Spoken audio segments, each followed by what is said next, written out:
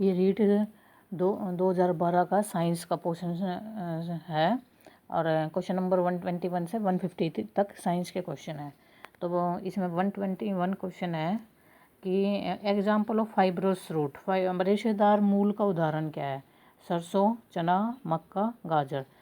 जो सरसों होती है वो टैप रूट होती है भाई, उसकी जो जड़ होती है वो सीधी होती है, उसके जो सीधी जड़ होती है उसके दाएं बाएं कहीं आपको थोड़े बहुत रे मूल दिखाई दे सकते हैं। चने की जो जड़ होती है वो भी ऐसी होती है। मक्का की जो जड़ होती है वो रेशेदार होती है। गाजर तो आपको पता ही है, तो बिल्कुल ही सीधी होती है। तो सरसों, चना और गाजर टैप रूट होती हैं।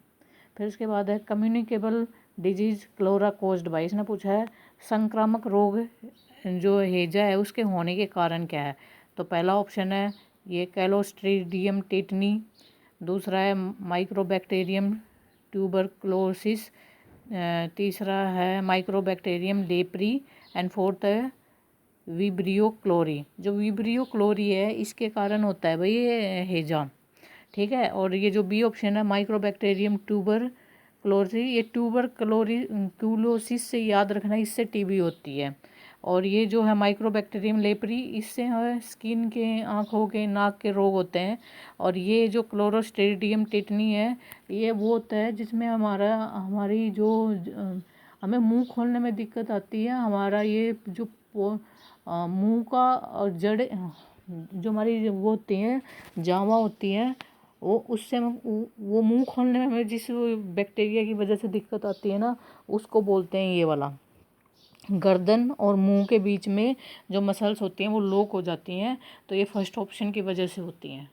फिर उसके बाद है कुछ जीव जंतु पेड़ पौधे और जंतुओं दोनों को भोजन के रूप में ग्रहण करते हैं, उनको हम सर्वाहारी कहेंगे।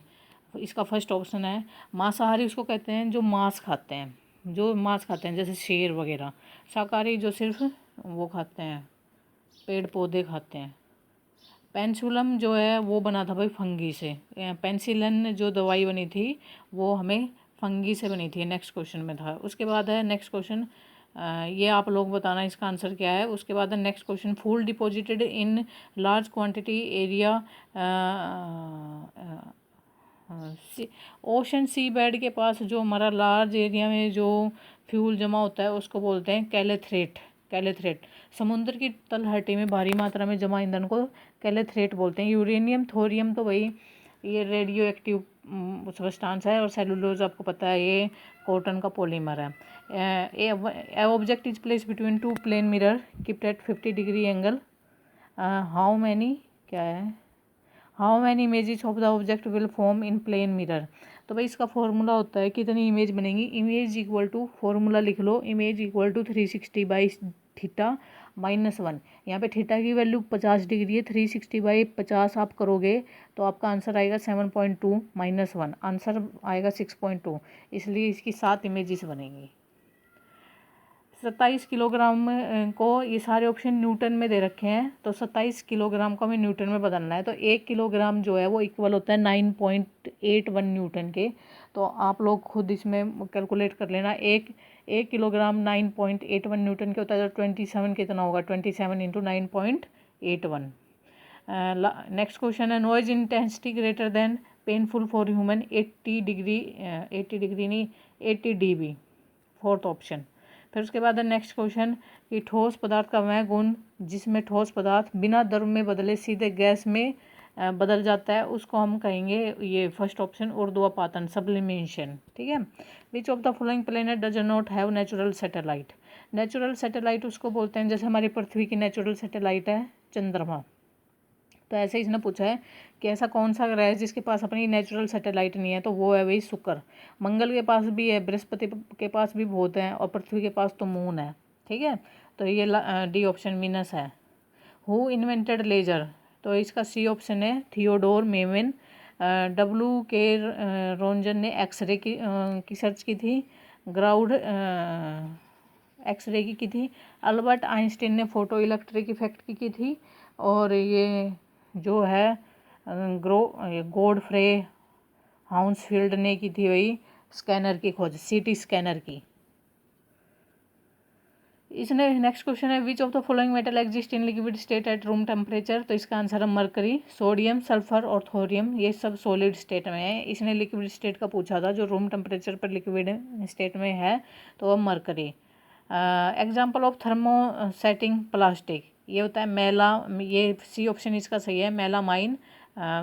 थर्मोसेटिंग प्लास्टिक वो होता है भाई जिसको अगर हम जलाएं तो वो हार्ड होता जाए, उसको बोलते हैं थर्मोसेटिंग प्लास्टिक।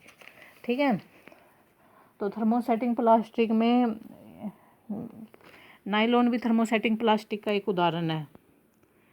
नेक्स्ट क्वेश्चन है polymer of cotton, cellulose, rayon, glucose, fructose. Cellulose है भाई कॉटन का polymer. Which of the following gas responsible for greenhouse effect, carbon dioxide, CO2। Next question है maximum number of electron in orbit in an atom is determined by, ये तो याद रखना पड़ेगा भाई 2n², इसका ऑप्शन है 2n²। उसके बाद आता है atomic number and mass number of an element are 98 and 251। The number of electron, proton, neutron in element will be. देखो जो नंबर ऑफ इसने कहा है एटॉमिक नंबर 98 है, मास नंबर है 251, तो एटॉमिक नंबर इक्वल होगा number of electron equal to number of proton के, अब मास नंबर इक्वल होगा number of neutron plus number of proton. तो यहाँ से आपको नंबर ऑफ प्रोटॉन पता है 98 है, नंबर ऑफ न्यूट्रॉन्स आपको निकालना है, मास नंबर 251 है, नंबर ऑफ प्रोटॉन्स 98 है, तो 251 में से 98 माइनस करोगे तो 151। तो इसने पूछा number of electron, number of electron atomic number के इक्वल होता है तो 98 हो गया। फिर पूछा प्रोटॉन, प्रोटॉन भी एटॉमिक नंबर के इक्वल होता है, वो भी 98 हो गया। और नंबर ऑफ न्यूट्रॉन्स, वो जब आप 251 में से 98 घटाओगे तो 153 आएगा। मास नंबर इक्वल होता है number of neutron plus number of proton. आपका प्रोटॉन गिवन है, आप नंबर ऑफ न्यूट्रॉन्स निकाल सकते हो। Which of the following used in artificial smoke और cloud at film and drama stage, liquid nitrogen. Next question है कि कौन सा उत्पाद सड़क बनाने में काम में लिया जाता है, कोक, पैराफिन, नेपथलीन, बिटोमिन भाई। Science is investigation and interpretation of an event or phenomena that occur in natural environment and within our body। Albert Einstein ने ये बात बोली थी भाई, इसको आप याद रखना, अल्बर्ट आइंस्टीन ने। Who establish in India parliamentary and scientific committee for improvement of science teaching. Jawaharlal Nehru ने विज्ञान शिक्षण सुधारों के लिए इंडियन पार्लियामेंट्री और साइंटिफिक कमेटी की स्थापना जवाहरलाल नेहरू ने की थी। Which method used for teaching science in present era of technology. इसमें है, इसका आंसर आप लोग बताना, इसका आंसर क्या है। Which of the following psychomotor objective, तो इसने पूछा है कौन सा गत्यात्मक उद्देश्य के अंतर्गत आता है। तो मेरे हिसाब से प्रत्यक्षीकरण है।